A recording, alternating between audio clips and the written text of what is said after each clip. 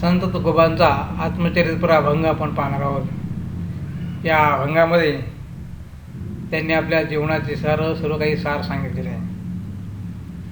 थोर पुरुष पाहिला की याला हा थोरपण कसा प्राप्त झाला, कोणत्या मार्गाने कसा वागत गेला, कोणते गुण याने संपादित केले, वाढवले, हे समजण्याची मनुष्यमात्रास स्वाभाविक इच्छा असते. ही जिज्ञासा तसे पाहिजे तर सात्विक आहे, कारण आपल्याला असे वागता यावे हा निर्मळ भाव तिच्या पोटात असतो.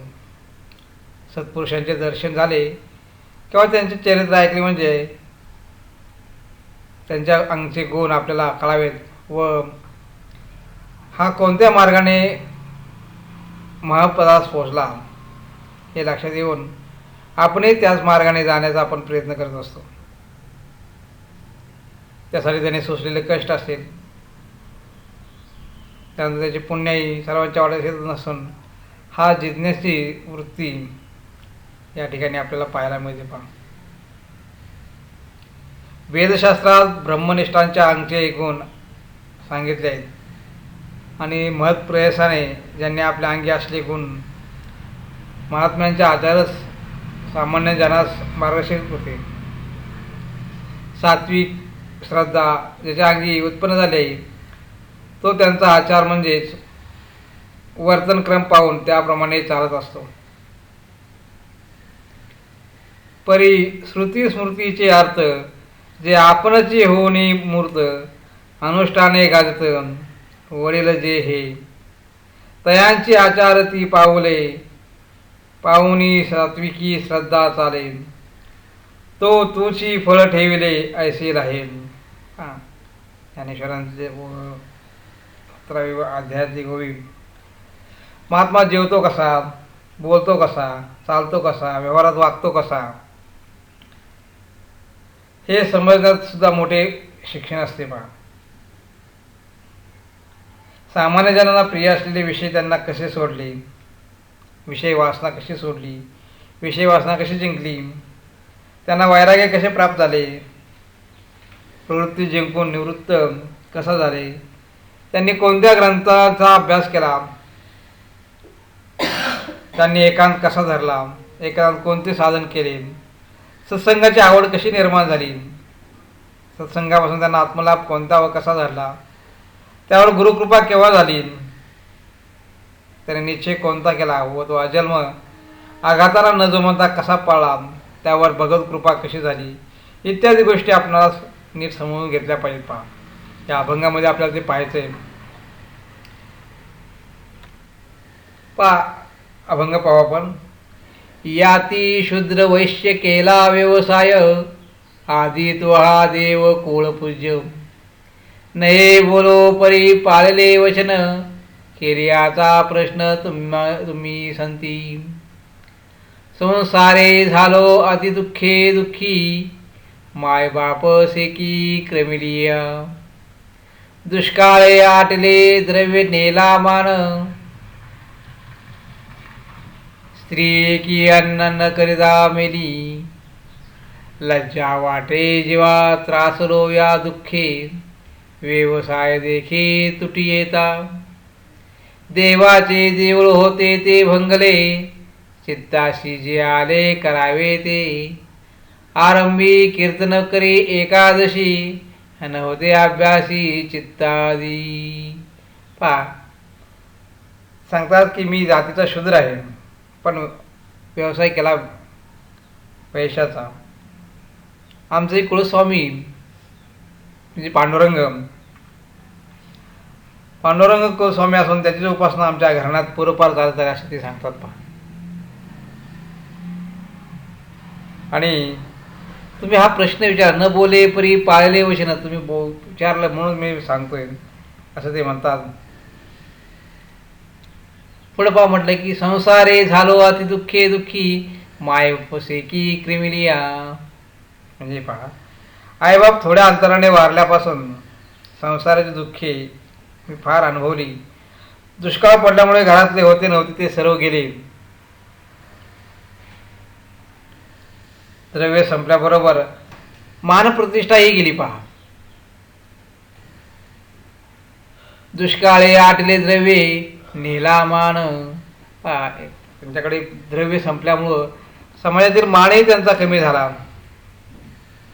आणि पुढे काय म्हटले पाहता, एक स्त्री अन्ना न करता अन्ना वाचून मेली. दुष्काळामध्ये जी पहिली पत्नी अन्ना वाचून अन्ना न करत मेली. आणि पुढे म्हटलं त्यांनी पहा की जो जो व्यवसाय करायला त्या व्यवसायामध्ये पाय आज जातात, म्हणजे व्यवसाय तो यशस्वी होत नव्हता. असा आज भट्ट्याचा व्यापार होऊ लागल्यामुळे दुकाने त्रासली होती व मलाच लाज वाटू लागली. याप्रमाणे संसारात आपण फार दुःखी झालो असे ते म्हणतात पहा. आणि म्हणून त्यांनी काय यासाठी या जीवाला विरंगुळा म्हणून त्यांनी काय पहा, लज्जा वाटे जेव्हा त्रासलो या दुःखे व्यवसाय देखी तुटी येता. व्यवसायामध्ये असा तूट आली आणि म्हणून ते म्हणतात पुढं पहा, देवाचे देऊळ होते ते भंगले चित्ताशी जे आले करावे ते श्रीराम. पहा ते काय म्हणतात पुढं की अशा स्थितीमध्ये अशा दुःख संसारात आपण दुःखी झाल्यामुळे जीवाला विरंगुळा म्हणून त्यांच्या आजोबांनी विश्वंभर बुवांनी जो मंदिर बांधलं होतं, त्या मंदिरात म्हणजे पांडुरंगाचं मंदिर बांधलं. त्या पांडुरंगाच्या देवळात मोडकळीस आलेलं होतं आणि त्याचा जीर्णोद्धार त्यांनी करण्याचे ठरवले. आणि अहोरात्र कष्ट करून त्यांनी त्या पांडुरंगाच्या मंदिराचा जीर्णोद्धार केला. पुढं पहा ते काय म्हणतात, आरंभी कीर्तन करी एकादशी होते अभ्यासी चित्तादी.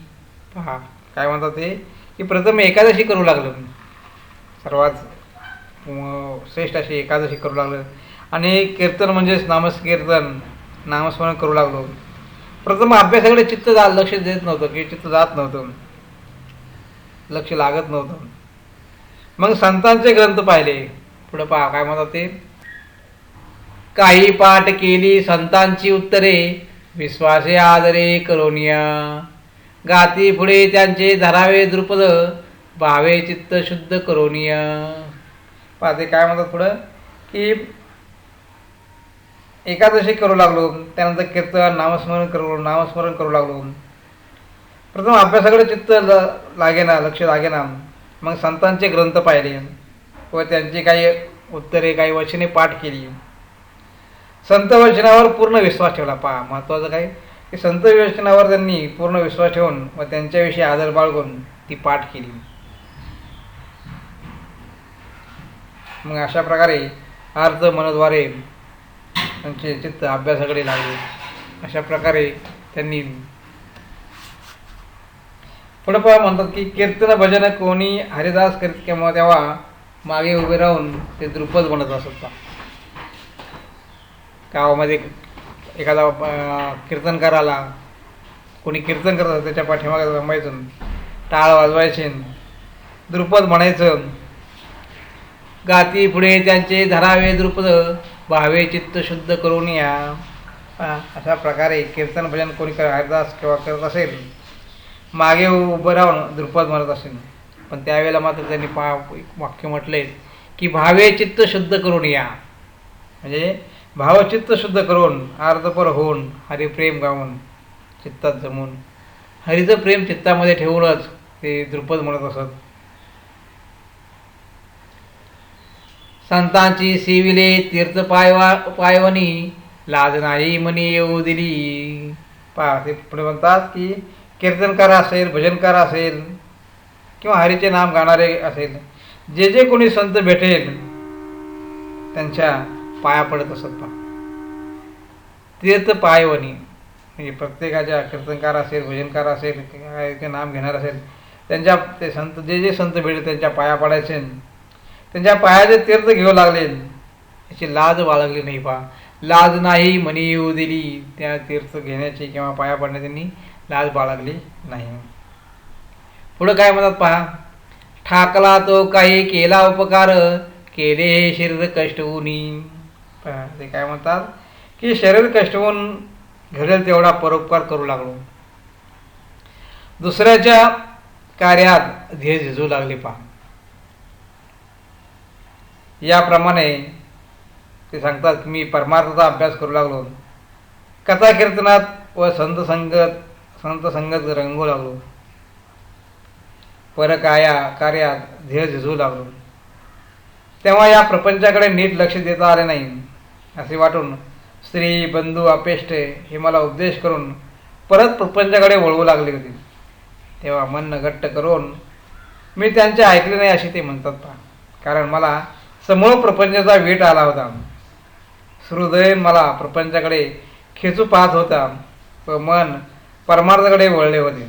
पहा, हृदय प्रपंचाकडे वळत होता आणि मन मात्र परमार्थाकडे जात होता.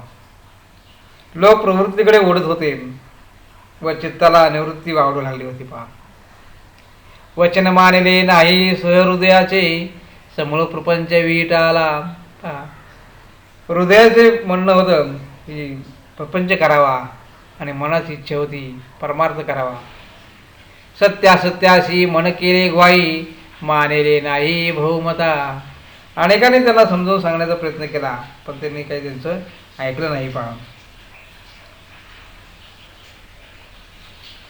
मन मात्र परमार्थाकडे वळले होते. लोक प्रवृत्तीकडे ओढत होते व चित्ताला निवृत्तीची ओढ लागली होती. अशा प्रवृत्ती निवृत्तीच्या सगळ्यात सत्य असत्याला मन ग्वाही म्हणजे साक्षी करून सत्व जो श्रीहरी त्याचा मार्ग मी धरला असे ते म्हणतात. असत्य मिथ्य नाशवंत जो प्रपंच त्याचा मार्ग सोडला व येणेप्रमाणे माने नाही भूमता. नित्यानित्य विवेक करून श्रीहरीचा मार्ग निश्चित केला.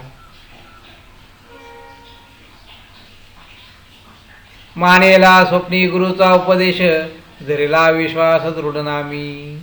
पुढे काय म्हणतात, याप्रमाणे श्रीहरीचे पाहिजे असा माझा ठिकाणी निश्चय केला आणि श्री गुरु बाबाजी चैतन्य यांनी स्वप्नात जो उपदेश करून आवडीचाच मंत्र दिला रामकृष्ण हरी.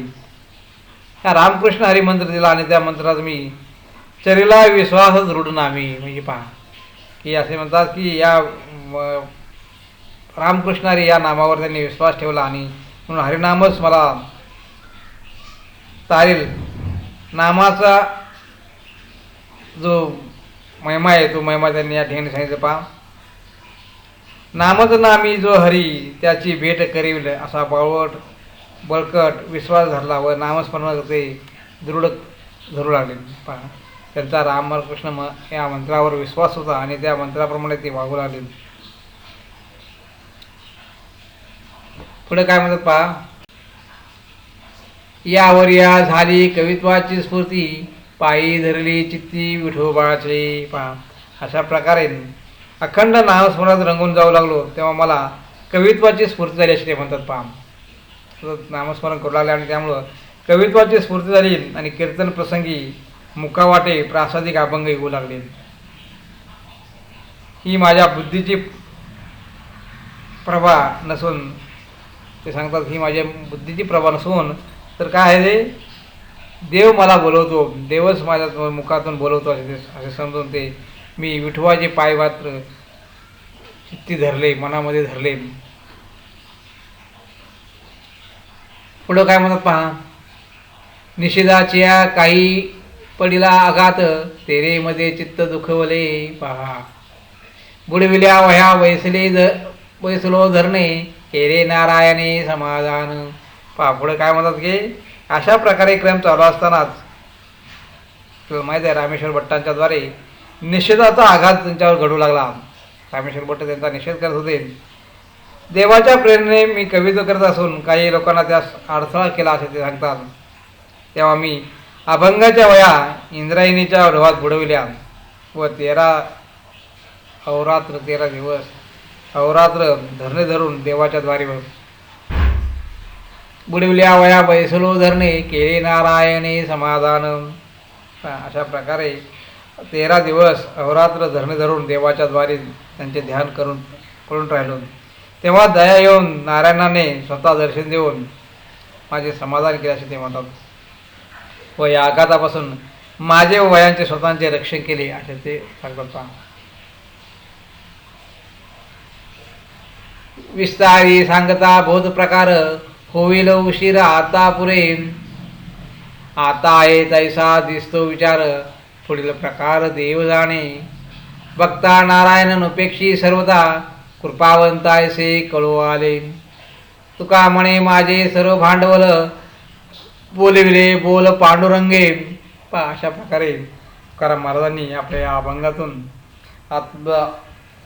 आत्मचरित्रच या ठिकाणी सांगितले. पहा, या अभंगात तुकोबांच्या गळ्यात संसार पडल्यापासून तो देवाने त्यांचा अभंगाच्या वया उदकात रक्षल्या व त्यांना सगुण साक्षात्कार झाला, इथपर्यंतच्या सर्व ठळक गोष्टी तुकाराम महाराजांनी या अभंगातून सांगितले. पहा, त्यांच्याच मुखाने आपणास ऐकवास मिळाले आहेत. पहा, प्रथम त्यांनी वैश्य व्यवसाय केला, म्हणजेच वाहनाचे दुकान चालवले.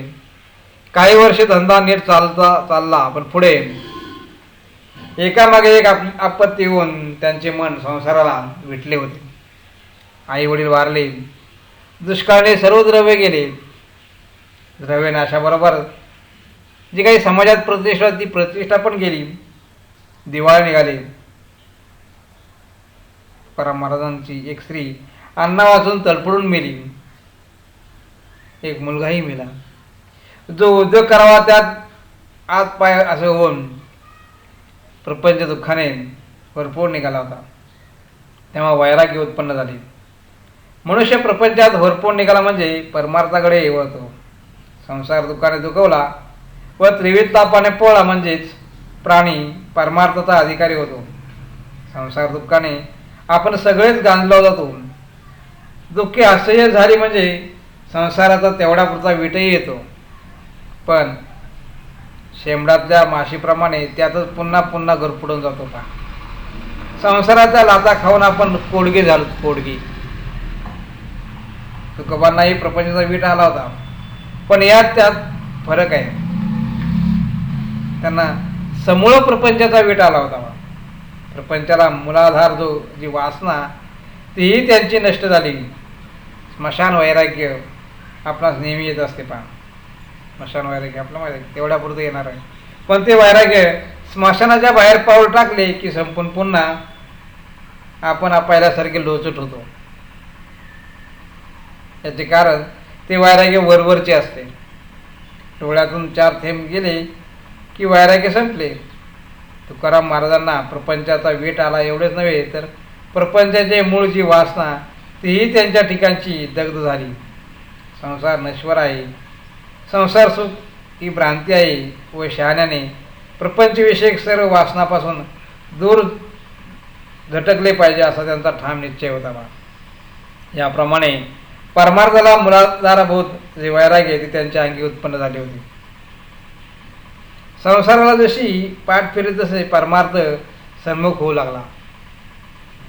परमार्थ सिद्धीसाठी काही साधने केली की त्यांनी पुढे सांगितले. पहा, विठोबाच्या देवळाचा त्यांनी जीर्णोद्धार केला. एकादशी व्रत व हरिजागर ते करू लागले.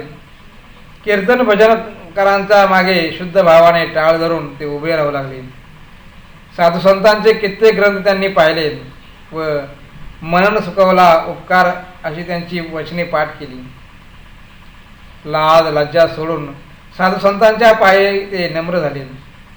होईल तितका ध्येयाकडून परोपकार केला. या साधन मार्गाचे त्यांनी आक्रमण केले. श्रीबंधू आपतेष्ट यांनी त्यांना परमार्थापासून निवृत्त करून प्रपंचाकडे पुन्हा खेचण्याचा पुष्कळ प्रयत्न केला. या योगाने त्यांचा निश्चय कसाला लागला व अंतर्यामीची शुभ प्रेरणा त्यांची प्रमाणभूत मानून त्यांनी कोणाचेही न ऐकता आपली एकनिष्ठ उपासना कायम टाकली. त्यांचा निश्चय दृढ आहे असे जाणून सद्गुरू बाबाजी चैतन्य यांनी त्यांच्यावर अनुग्रह केला व स्वप्नात उपदेश देऊन रामकृष्ण हरी हा आवडीचा मंत्र दिला. याप्रमाणे तुकाराम महाराजांनी आपल्या साधन मार्ग सांगितला आहे. विठ्ठल मंदिराच्या जनरुद्धापासून ते गुरुकृपेपर्यंत सर्व साधनांचा अवलंब त्यांनी भावे चित्त शुद्ध करून केला. यात नामस्मरण आहे. हे अखेरचे मुख्य साधन त्यांनी अजन्म चालवले. पहा, त्यांचं सर्वात महत्त्वाचं शस्त्र म्हणजे नामस्मरण हे त्यांनी शेवटपर्यंत चालवलं. तरी पूर्वीच्या साधनांचे महत्त्व कमी आहे असे समजून नाही लक्ष द्या. पहिले साधन विठ्ठल मंदिराच्या जीर्णोद्धाराचे आहे. विश्वंभर बुवांच्या वेळेपासून विठ्ठल मंदिर देवत होते. त्यांच्या वेळेपर्यंत देवाची पूजा अर्चा, आरती, दुपारती वगैरे प्रकार चालत आले होते. मंदिर तुकोबांच्या पूर्वीही होते व नंतरही आहे. त्यांनी जीर्णोद्धार कसला केला असे कोणास वाटेल तर तसे नाही. त्यांनी दगड गोळा केले, माती पाणी एक करून चिखल केला, भिंती उभारल्या व हे स्वतः शरीर कष्टाने केले. ही देवाची केवळ कायिक सेवा झाली, पण त्यांनी देवळाचा जीर्णोद्धार करण्याच्या मिशाने आपला जीर्णोद्धार केला. पहा, देवळाचा जीर्णोद्धार निर्जीव वस्तूचा नाही केला तर त्यांनी स्वतःच्या जीवनाचा जीर्णोद्धार केला असं म्हटलं पाहिजे. या ठिकाणी आपल्या भावाचा उद्धार केला, भक्तिभाव जिवंत केला व भावानेच पुढे त्यांना देवत सापडून दिला. पहा, तुका म्हणे होता ठेवा तो या भावा सापडला. ज्या भावापाशी देव राहतो, ज्या भावाने देव सापडतो, तो भाव देवळाच्या जीर्णोद्धाराच्या निमित्ताने त्यांनी खडा उभा केला. भावाचा उदय चित्तात झाल्यामुळे चिखल मातीचे काम करण्यातही भगत सेवा कशी झाली हे भाविकच जाणतील. पहा, त्यांनी विश्वात्मक पांडुरंगाचा नावाचा झेंडा पुढे जगभर नाचवला. तो विश्वात्मा महाराजांच्या या प्रथम सेवेपासूनच त्यांच्याकडून प्रेमाने पाहू लागला होता. गंध, धूप, दीप, पूजा अर्चा, नमस्कार, आरती, भूपाळी, भजन, कीर्तन ही सर्व उपासनेची बाह्य उपांगे आहेत व चित्तात भाव नसला तर ही कवायत होते. पहा, पण भावाचा उदय होताच हीच त्या दीनदयाळ विठो माऊलीच्या प्राप्तीची साधने होतात. तेव्हा महाराजांच्या चित्तात शुद्ध भावाचा उदय होऊन त्यांनी मंदिराचा जीर्णोद्धार केला, एकादशी वृत्त चालवले, साधुसंतांचे ग्रंथही विश्वास आधारे वाचले व त्यातील निवडक वचने आत्मास्मार्थ पाठ केली. कीर्तनकाराच्या मागे टाळ धरून उभे राहिले, तेही भावे चित्त शुद्ध करून राहिले.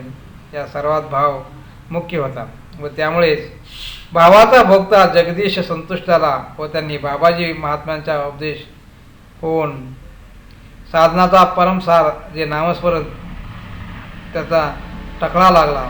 देवाची पूजा अर्चा, सद्ग्रंथ सेवन, सत्संग, एकादशी वृत्त, कीर्तन, नामस्मरण हा तुकोबारायांचा साधन मार्ग लक्षात ठेवण्यासारखा आहे. या साधनानेच व गुरुकृपा बलाने ते अखेर भगवंताच्या पूर्ण कृपेस पात्र झाले.